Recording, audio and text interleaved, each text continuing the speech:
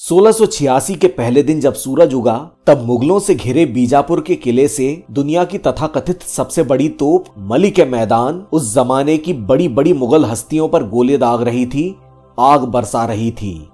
इस घेराबंदी में मुगल सम्राट औरंगजेब और दो राजकुमार शाह आलम मुअज्जम और आजम शाह तो शामिल थे ही, लेकिन इनके अलावा थे मुगल साम्राज्य के वजीर असद खान, उनके बेटे जुल्फिकार खान नुसरत जंग जो आगे चलकर कर्नाटक यानी अरकाट के पहले नवाब बने, मुगल साम्राज्य के मीर बख्शी रूहुल्लाह खान, भविष्य के हैदराबाद के पहले निजाम आसफ जाह जो तब 25 साल के थे और चिन किलिच कमरुद्दीन खान कहलाते थे, उनके दादा बड़े किलिच खान आबिद खान और पिता शहाबुद्दीन खान गाजिउद्दीन फिरोज जंग भी इसमें शामिल थे।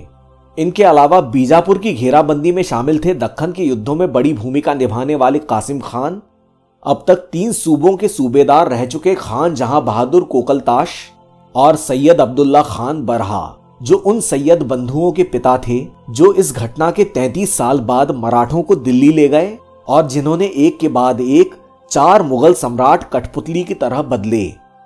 इतनी महत्वपूर्ण थी ये घेराबंदी। आदिल शाही को मराठों से लगातार मिलने वाली मदद को बंद करवाने के लिए मार्च अप्रैल 1686 में मुगल साम्राज्य के मीर बख्शी रूहुल्लाह खान ने आदिल शाही के शहर मिरज पर अधिकार कर लिया और दूसरी तरफ खान जहां ने गोलकुंडा पर हमला किया। खान को रास्ते में ही गोलकुंडा की फौजों ने हराकर लौटा तो दिया, लेकिन इसके बाद बीजापुर को गोलकुंडा से आने वाली मदद में भारी गिरावट आई। इसके बाद रूहुल्लाह खान ने कोल्हापुर और पन्हाला पर हमला किया, लेकिन हम्बीर राव मोहिते ने उन्हें हराकर पीछे हटा दिया, तो उन्होंने आदिल शाही के एक और गढ़ बेलगांव को घेरा डाल दिया। लेकिन हम्बीर राव ने बेलगांव के किलेदार को हिम्मत दिलाई और रूपाजी भोसले को भेजकर मुगलों को वहां से पीछे हटने पर मजबूर कर दिया। अगर मिरज का किलेदार भी ऐसी हिम्मत दिखाता तो मुगल मिरज भी नहीं जीत पाते। पर फायदा क्या जब खुद आदिल शाही का केंद्र बीजापुर ही मुगलों से घिरा हुआ हो।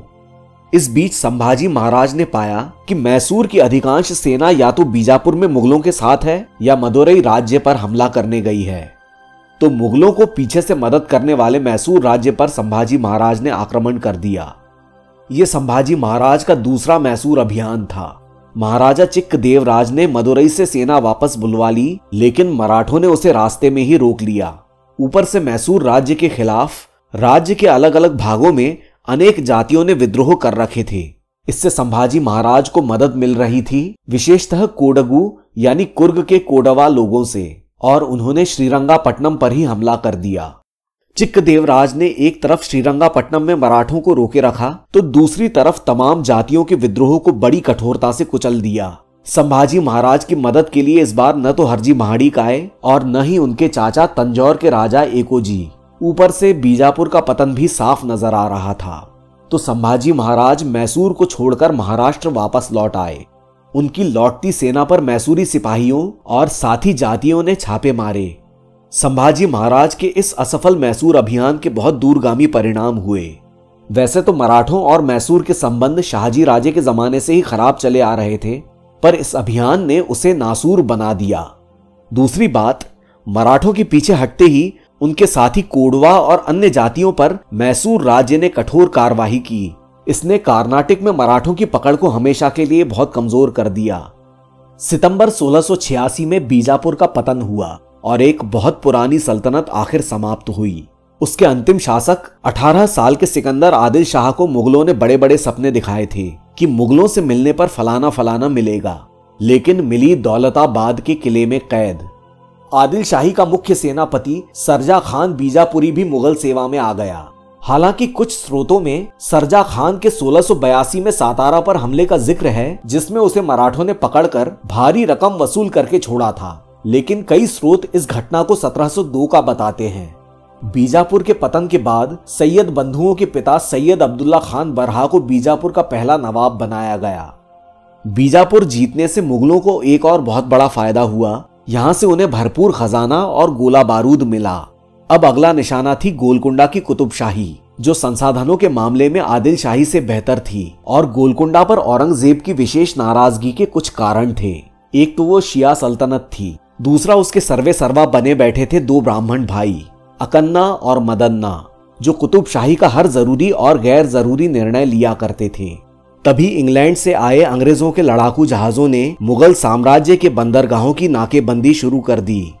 उन्होंने हज यात्रा के जहाजों को भी जब्त किया और बंगाल पर हमला कर दिया।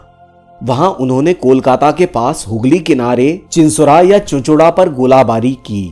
तो बंगाल सूबेदार शाइस्ता खान ने शांति की बातचीत शुरू करके उन्हें उलझा लिया और फौज इकट्ठा करनी शुरू कर दी।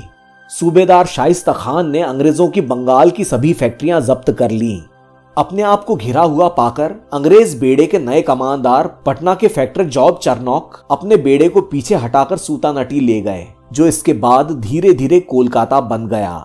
इसीलिए जॉब चरनॉक को आधुनिक कोलकाता का संस्थापक कहा जाता है। संभाजी महाराज के पास अब एक 2 सूत्रीय उपाय ही बच गया था, कुतुब शाही की यथासंभव मदद और अपने खुद के राज्य की यथासंभव रक्षात्मक व्यवस्था। इसीलिए उन्होंने सुल्तान अकबर की दिल्ली पर चढ़ाई को लेकर कोई विशेष उत्साह नहीं दिखाया। इससे सुल्तान अकबर को बहुत मायूसी हुई और दोनों हम उम्र युवाओं के बीच कड़वा पत्राचार हुआ।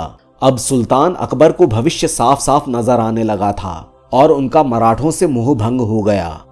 अखबारात के हिसाब से सुल्तान अकबर ने 1684, 85 और 86 में अपने पिता सम्राट औरंगजेब से समझौता करने की कोशिशें की, लेकिन औरंगजेब के तेवर देखकर उनको खतरा महसूस हुआ। बीजापुर के पतन का मतलब था मुगलों का बंगलौर और सिरा पर हमला।